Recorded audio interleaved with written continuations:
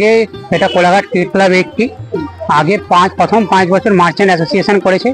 আমরা এই 45 বছর এই বছরটা নিয়ে করছি, তো আমাদের এবছর 50তম পড়েছে। ভাবনা আমাদের রয়েছে রাজপ্রাসাদ।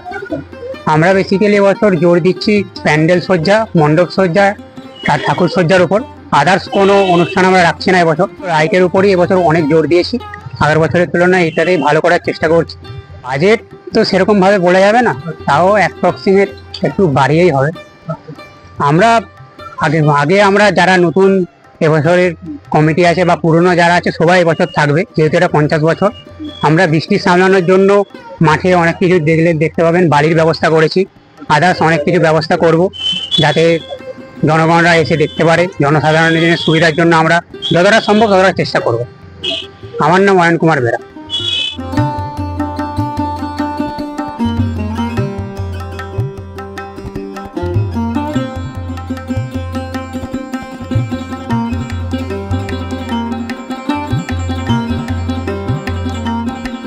ভাবনা আমাদের অনেকদিন থেকেই আছে, আর কাজ প্রায় আমাদের 2 মাসের বেশি বা 2 মাসই বলতে পারেন। তো 2 মাসের মতন আমাদের প্যান্ডেল শুরু হয়েছে।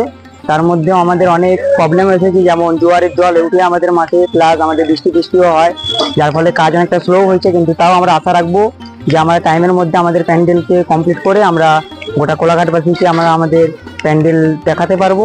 এবং গোটা আমাদের কোলাঘাট ক্রিকেট ক্লাবের পক্ষ থেকে গোটা কোলাঘাটবাসীকে এবং মেদিনীপুরবাসীকে আমরা স্বাগতম জানাই আমাদের প্যান্ডেলের পক্ষে। আমার নাম ঋতু বাগ।